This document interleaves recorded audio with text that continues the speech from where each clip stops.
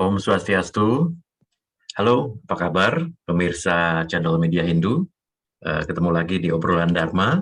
Kali ini kita akan ngobrol-ngobrol dengan salah satu kawan kita, tokoh aktivis dari Jawa, yang aktivitasnya atau programnya itu sangat-sangat menginspirasi. Jadi menurut kami ini sangat-sangat bagus dan perlu mendapatkan dukungan dari kita semua. Kayaknya sudah banyak yang kenal. Kira-kira siapa ya? Mari kita sapa. Saya tunjukkan dulu nih wajahnya. Saya tunjukkan dulu sebentar. Oke, sudah kelihatan ya. Swastiastu, Mas Pur. Nggih, Swastiastu di Ananta Wijaya. Oke, gimana? Apa kabar, Mas Pur? Sehat-sehat ya? Nggih, Astungkara sehat. Iya. Kayaknya lama banget nih kita nggak ketemu nih. Akhirnya bisa ketemu lagi, meskipun Nggih, betul. meskipun online ya, Mas ya. Nggih, betul. Nggih, terima Eh, kasih iki Media Hindu memfasilitasi. nggih, nggih. Mas Pur, belakangan ini kita dan teman-teman banyak mendengar tentang program 1000 Pelinggih. Ya. Nanti kita ngobrol-ngobrol soal itu ya, Mas ya, biar kita semua tahu dan bisa Ya. mendukung juga. Gitu. Pertama, uh, kita kenalan dulu sama Mas Pur. Aku taunya namanya Mas Purwanto, gitu. Mungkin bisa dijelaskan, Mas, belakangnya ada apanya gitu. Monggo Mas Pur, kenalan dulu. Nggih, matur nuwun. Terima kasih di Gede Ananta Wijaya dan umat sedharma dimanapun berada. Seperti disampaikan oleh di Ananta tadi bahwa orang tua saya memberikan nama cukup singkat Purwanto sebagai identitas orang Hindu Jawa, dan saat ini sebagai ketua PHDI di Kabupaten Gunung Kidul. Namun saya sendiri tinggal di Padukuhan Tapansari, Watu Sigar di Kecamatan Ngawen di Kabupaten Gunung Kidul, Daerah Istimewa Yogyakarta. Tahun 2013 saya menyelesaikan S2 Magister Pendidikan Agama Hindu di Universitas Hindu Denpasar, Unhi Denpasar, dan Astungkara saat ini selain sebagai Ketua PHDI di Kabupaten Gunung Kidul, saat ini ikut ngayah juga membantu di Dimas Hindu di Kanwil Kementerian Agama Daerah Istimewa Yogyakarta. Seperti itu di Ananta. Ya, oke, Mas Pur. Nah, rupanya sempat kuliah di Bali juga nih, Mas Pur ya. Jadi, nah ini saya dulu kenalnya Mas Pur kan karena kegiatan organisasi ya.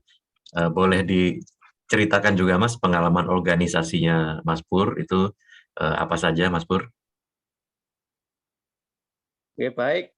Jadi gini, Bli, memang saya kan mengambil S1 Pendidikan Agama Hindu di STHD Klaten dan lulus di tahun 2009.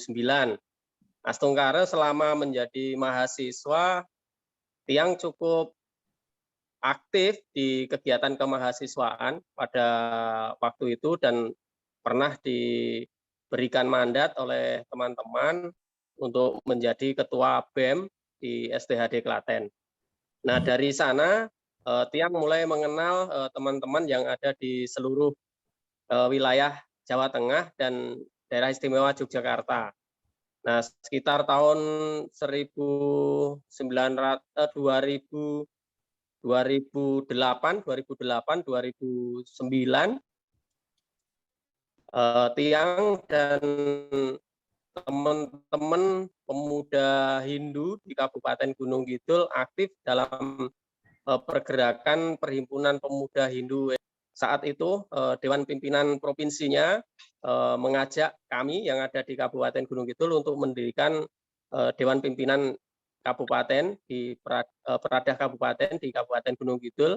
dan Tiang diberikan mandat sebagai ketua, sebagai sekretaris DPK Peradah Kabupaten Gunung Kidul yang waktu itu ketuanya Saudara Chandra Saputra.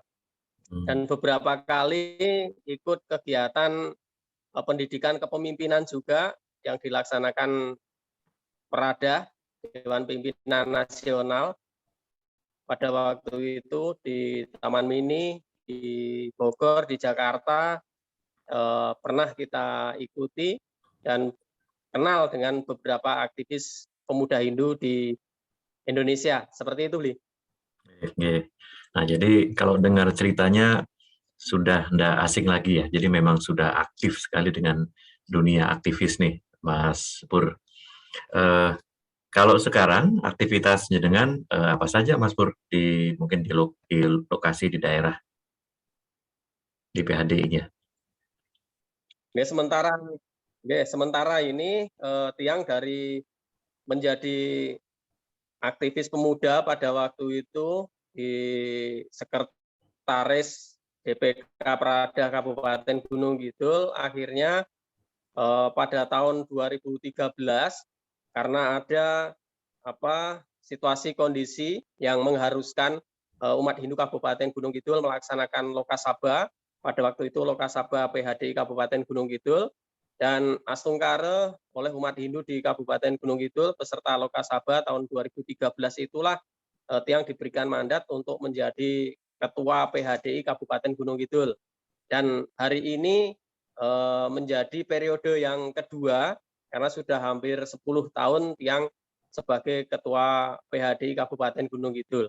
Nah, dari sanalah Tiang mulai belajar untuk memikirkan umat, untuk bagaimana membangkitkan eksistensi umat Hindu di Kabupaten Gunung Kidul.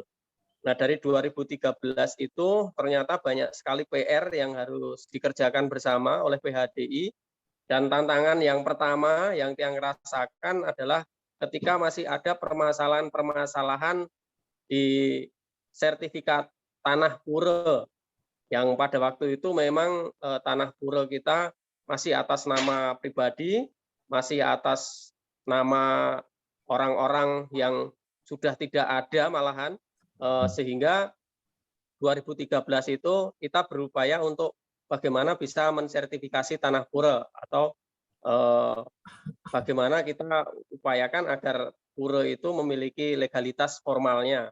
Nah, waktu itu kita belum tahu, dan ternyata memang lembaga PHDI pun juga belum memiliki badan hukum yang bisa memiliki aset berupa tanah seperti itu, sehingga tahun 2013 awal Tiang dan teman-teman membangun atau mendirikan yayasan yang diberi nama Yayasan Dharma Giri Kencana. Dan Astungkare sebenarnya yayasan itu ingin digunakan sebagai badan hukum sertifikasi tanah pura, tetapi ternyata di dalam perkembangannya PHDI di Jakarta sudah memiliki badan hukum, dan akhirnya sertifikasi tanah pura itu kita lakukan menggunakan badan hukum Parisade. Dan akhirnya Yayasan Dharma Giri Kencana yang kita dirikan, kita gunakan, kita manfaatkan untuk melindungi atau sebagai badan hukum pasraman-pasraman atau pendidikan yang ada di Kabupaten Gunung Kidul. Seperti itu, Bli. Selain sebagai Ketua PHDI Kabupaten Gunung Kidul, Tiang juga bergerak dalam bidang kegiatan keagamaan, kegiatan pendidikan, bahkan sosial dan budaya. Nah, ini kita saling berkolaborasi dengan teman-teman yang ada di yayasan dan di PHDI untuk terus bersama-sama bagaimana kita memikirkan pembangunan umat yang ada di Kabupaten Gunung Kidul. Selain itu, Tiang juga 2013 itu diajak oleh Pembimas Hindu pada waktu itu Bapak Ide Bagus Wika Krishna untuk membantu di Bimas Hindu di Kanwil Kementerian Agama Daerah Istimewa Yogyakarta. Hingga hari ini yang masih mengabdikan diri di Kanwil Kementerian Agama Daerah Istimewa Yogyakarta. Seperti itu, Bli. Mas Pur, seru sekali ya. Makasih tadi ceritanya. sedikit tentang latar belakang Mas Pur. Menarik sekali, selain aktif, juga banyak hal yang sudah dikerjakan dan hal-hal yang penting juga itu buat umat kita. Nah, kita akan ngobrol-ngobrol sekarang tentang program 1000 Pelinggih. Nah, pemirsa, obrolan kami dengan Mas Pur ini akan kami tayangkan dalam 2 bagian ya. Jadi nanti di bagian pertama ini kita akan ngobrol seputar apa sih program 1000 Pelinggih itu, gitu. Lalu di bagian keduanya kita akan lihat progresnya atau hasilnya sementara ini seperti apa. Nanti kalau pemirsa di tengah-tengah obrolan kami ada pertanyaan atau apa, boleh mungkin tulis di komentar gitu ya. Besok setelah tayang nanti kita akan lihat, sekiranya bisa kita jawab, kita akan jawab. Mas Pur juga ngikutin toh channelnya Media Hindu. Monggo kalau Iya, siap. mau berinteraksi juga nanti dengan pemirsa, bisa juga Mas Pur. Oke, kita Oke. mulai bagian pertama ya dari obrolan kita. Mas Pur, program ini, program yang keren ini, namanya kan program 1000 Pelinggih ya. Nah, itu lengkapnya apa Mas? Program 1000 Pelinggih saja atau ada lengkapnya apa itu? Iya.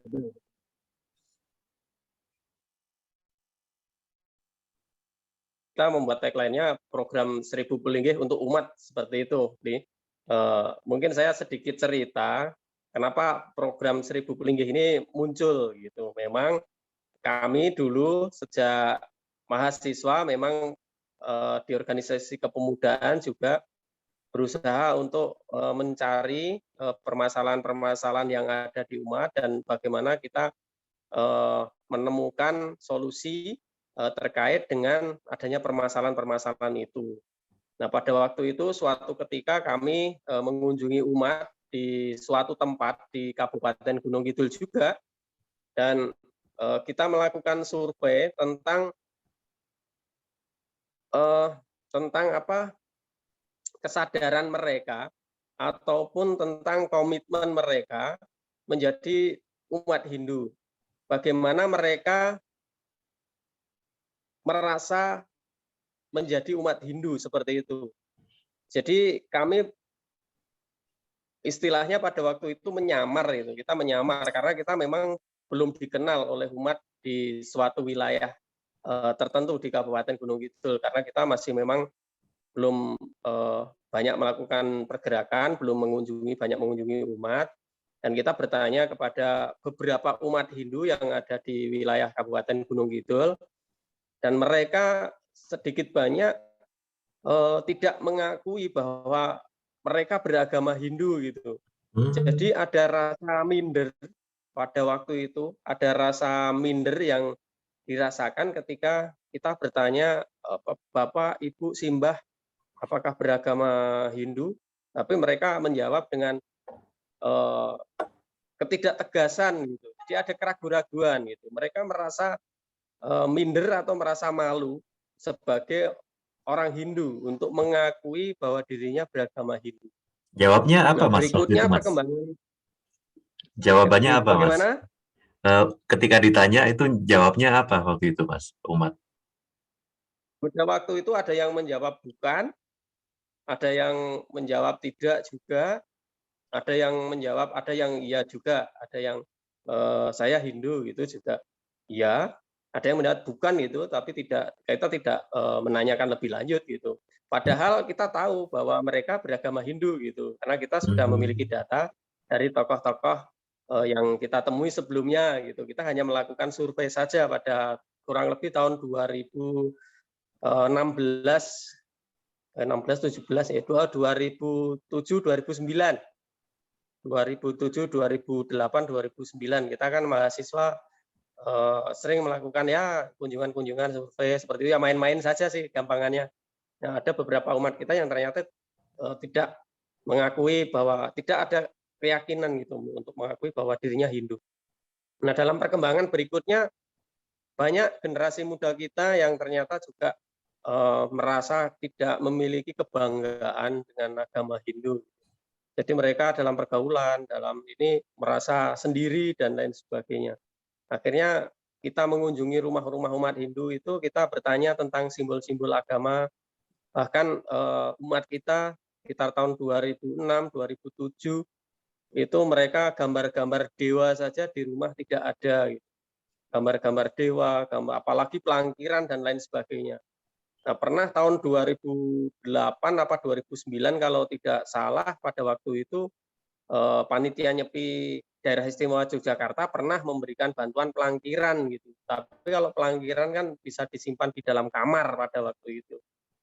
Dan kita juga tidak bisa memantau. Nah, dari sanalah akhirnya kami generasi muda berpikir apa permasalahan umat kita, kenapa mereka tidak memiliki jati diri yang kuat sebagai orang Hindu, pengakuan diri sebagai orang Hindu gitu.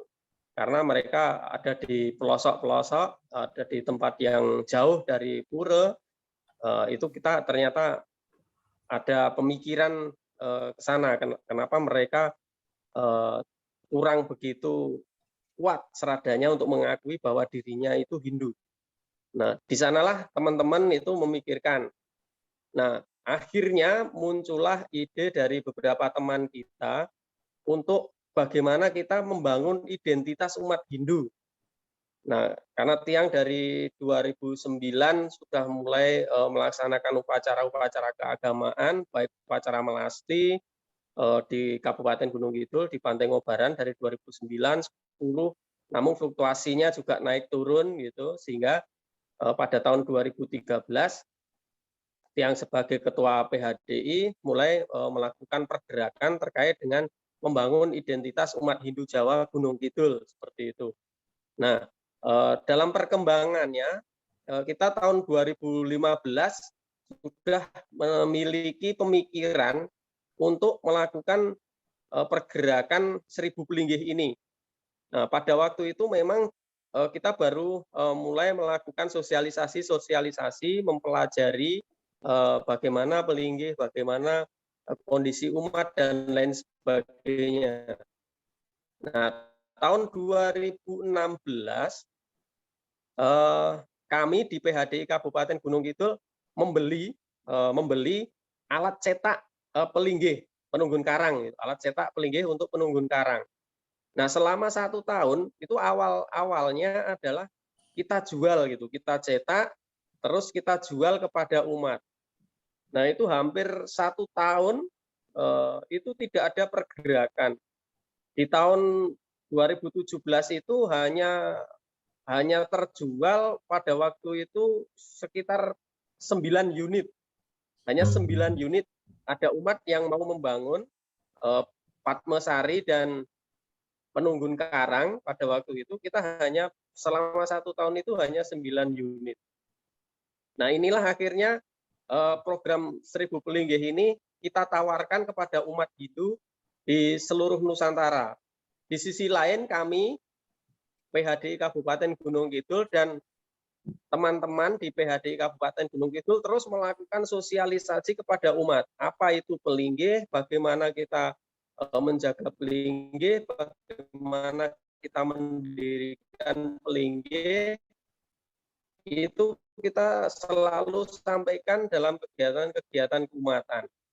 Kondisi umat kita memang tidak seperti di Bali, di mana di setiap rumah mereka ada pelinggih. Ini sesuatu yang baru bagi mereka, karena umat Hindu di Gunung Kidul tahunya ya sembahyangnya ke pura gitu. Pulang kalau mau sembahyang ya ke pura. Nah, akhirnya kami dalam sebuah rapat koordinasi dengan umat Hindu di Pura Bhaktiwidi pada waktu itu menyampaikan kepada umat, gampangannya saya menanyakan, Bapak Ibu apakah percaya dengan adanya kekuatan Tuhan atau kekuatan Sang Hyang Widiwasa yang bermanifestasi di alam semesta ini? Mereka meyakini bahwa Sang Hyang Widi ini memiliki manifestasi kan seperti itu. Apakah Bapak Ibu percaya dengan adanya yang bau rekso pekarangan seperti itu? Nah, mereka mempercayai dan meyakini bahwa dalam suatu pekarangan itu ada yang menjaga, ada penjaga yang namanya kalau di tempat kami bisa yang Semoro Bumi atau yang Mbau Rekso Pekarangan. Nah, dari sanalah kita mulai mensosialisasikan bahwa pelinggih yang pertama akan kita bangun adalah pelinggih penunggun karang atau pelinggih untuk melinggihkan yang Mbau Rekso Pekarangan. Nah, dari sanalah kita mulai meyakinkan dan umat semakin kuat seradanya, semakin memahami dalam konteks pendirian pelinggih, dan pada waktu itu Pura Bakti Widi umat Hindu di Bendo itu menjadi role model dari adanya pelinggih. Nah, mereka akhirnya sepakat, ayo kita bangun bersama. Nah, setelah ada kesepakatan, barukah kepada umat Hindu di seluruh Nusantara. Seperti itu, Bli.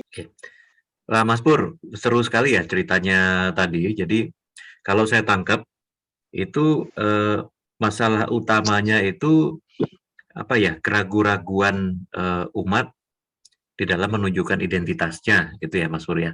Benar nggak? Nah, lalu bagaimana Mas prosesnya kemudian menyimpulkan bahwa oke, solusinya ditunjukkan dengan adanya pelinggih ini. Nah, itu boleh diceritakan Mas, gimana munculnya itu idenya itu? Yeah. Jadi begini, Bli, setelah kita dalami dari adanya permasalahan itu, teman-teman juga merasakan hal yang sama. Mereka ternyata tidak memiliki identitas yang bisa dilihat masyarakat secara umum. Tidak bisa disaksikan atau dilihat langsung oleh secara umum. Nah, ini bagaimana kita agak sedikit tanda kutip memaksakan bahwa orang Hindu harus memiliki ciri khas. Nah, ketika ciri khas ini melekat pada dirinya, tentu orang akan melihat bahwa orang ini beragama Hindu. Pada waktu itu memang yang kita lihat secara umum dan bisa dilihat langsung oleh masyarakat umum ya pelinggih. Karena ketika kami menggunakan benang tridatu, itu pun juga tidak mudah juga umat kita yang mau menggunakan benang tridatu sebagai identitasnya. Oh, Begitu banyak gitu. generasi muda mulai. Pertama awalnya kita menggunakan identitas itu benang tridatu. Nah, benang ini kan secara meyakinkan melekat pada diri kita dan bisa dilihat, gitu, bisa dilihat. Demikian pula pelinggih yang kita dirikan di setiap rumah pekarangan umat Hindu. Itu pasti akan memberikan identitas, baik langsung ataupun tidak langsung. Orang yang melihat ada sesuatu yang berbeda dari pekarangan atau dari rumah yang lain, pasti itu akan menimbulkan identitas atau menunjukkan ciri khas bahwa itu rumah umat Hindu seperti itu. Itu yang pertama kita pikirkan, karena pelinggih pasti akan memberikan identitas yang jelas bahwa itu umat Hindu. Itu yang pertama. Itu yang pertama, meyakinkan kepada umat dan hasil kesimpulan dari teman-teman. Karena ketika kita bicara masalah identitas yang lain, ketika kita ke pura dengan pakaian yang mungkin kalau saya pakai pakaian Jawa, yang lain juga menggunakan, ada yang menggunakan pakaian Jawa, ada yang biasa. Ini kan upaya untuk membangun identitas diri. Nah, identitas yang ingin kita bangun adalah identitas keluarga Hindu, tentunya yang bisa dilihat oleh masyarakat secara umum. Nah, ketika sudah ada keberanian dari umat kita untuk mendirikan identitas, dalam hal ini adalah mendirikan pelinggih, tentu rasa kepercayaan diri umat kita akan semakin tinggi. Oh, saya sudah berani, saya sudah mendirikan pelinggih di halaman rumah saya. Otomatis mereka sudah meyakini bahwa saya orang Hindu, bahwa saya beragama Hindu, dan orang lain pun akan melihat bahwa keluarga ini adalah keluarga Hindu karena di rumahnya ada pelinggih sebagai salah satu ciri simbol umat agama Hindu. Itu yang pertama. Yang kedua, ketika ada pelinggih di pekarangan rumah umat kita, tentu bukan sekedar kita membangun identitas untuk keluarga itu, tetapi juga akan membangun identitas anak-anak mereka, anak-anak kecil yang mungkin belum tahu apa itu pelinggih, apa itu identitas, dan lain sebagainya. Tetapi dengan membiasakan mereka sejak kecil, oh di rumah saya ada pelinggih, oh orang tua saya beragama Hindu, oh saya beragama Hindu, saya bersembahyang ke pura. Ke depan harapannya serada mereka akan semakin kuat dan tentunya identitas mereka, pengakuan diri mereka sebagai umat Hindu juga semakin kuat. Nah, yang ketiga, ketika kita bicara di luar identitas, di luar kesadaran tentang membangun jati diri umat, di sana juga ada nilainya. Nah, ketika sudah mendirikan pelinggih, mendirikan sanggar pamujan atau penunggun karang, di sana ada nilainya yang dipersembahkan oleh keluarga itu. Sehingga ini dengan adanya penunggun karang, kami mengajarkan membina umat bagaimana menjaga, merawat penunggun karang ini dengan mengaturkan bakti. Di sanalah kita mulai membangun kedisiplinan umat untuk mulai mengaturkan sesaji, walaupun hanya dalam bentuk yang sederhana, meyatnya sesa.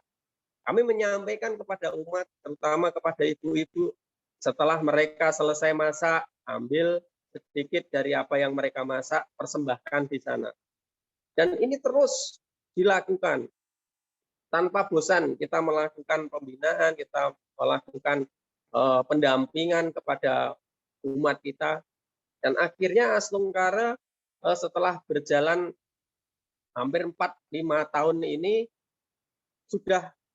mereka sudah terbangun kesadaran tentang kedisiplinan bagaimana mengaturkan sesaji, mengaturkan persembahan di pelinggih mereka masing-masing. Nah, ini adalah sebuah bukti bahwa pelinggih yang kita bangun, yang kita dirikan itu benar-benar memberikan manfaat kepada mereka. Selain identitas, bakti, yatnya itu juga berjalan sesuai dengan harapan. Dan tentu ini menjadi bagian yang cukup membahagiakan bagi kami dan teman-teman yang ada di Kabupaten Gunung Kidul, karena kita bisa melihat, bisa menyaksikan di setiap pekarangan rumah umat Hindu kita ada pelinggih, ada persembahan yang dipersembahkan, seperti itu, Bli.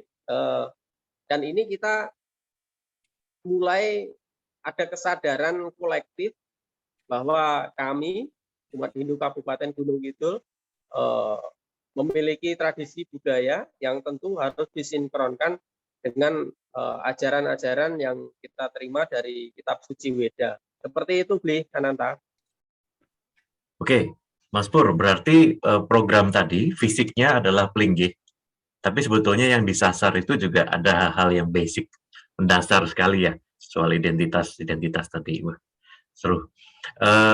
Lalu itu tadi pertama kali implementasinya, saya dengar tadi itu nyetak sendiri, Mas. Itu siapa aja, Mas, yang ngerjain, Mas? Itu nyetak pelinggihnya, bikin-bikin itu. Sama siapa aja, Mas Pur? Oke. Jadi tahun 2016-2017 itu kita membeli alat cetaknya. Waktu itu yang pesen ada temen di kapal di Bali, dan kita pesen alat cetaknya polos gitu. Memang kita minta yang pelinggih penunggun karang yang polos, dan dikirim alat cetak seperti yang bisa kita saksikan di gambar di belakang saya. Dan pada waktu itu yang membuat atau mencetak itu 3 orang. 3 orang, ada Pak Warijan, ada Mas Pras, ada Mas Kadarno pada waktu itu umat kita yang mencetak pelinggih pada awal-awal. Nah, setelah mereka mencetak dan Unia untuk program 1000 pelinggih ini terus mengalir, kami menerima donasi, kami menerima Unia melalui rekening PHDI Kabupaten Gunung Kidul. Tuntutan harapan umat yang ingin membangun pelinggih ini ternyata semakin besar, semakin banyak. Dari tahun pertama 9 unit yang kita cetak, yang kita jual pada waktu itu dijual dengan 350.000, kalau yang jauh dengan transportnya bisa 500.000. Tahun kedua kita membuka Unia program 1000 pelinggih untuk umat di Kabupaten Gunung Kidul. Dengan pilot proyek itu umat Hindu yang ada di Bendo, Kaliwaru, dan sekitarnya. Nah, pada tahun pertama, kalau tidak salah tahun 2018, itu kita bisa mencetak 100 unit pelinggih. 100 unit pelinggih penunggun karang. Dan kita bagi skala prioritas di wilayah Kecamatan Ngawen pada waktu itu. Yang pertama mendirikan pelinggih penunggun karang. Di Bendo itu target pertamanya 30 unit, di Kaliwaru 30 unit, terus di Tegalrejo juga ada 10 unit.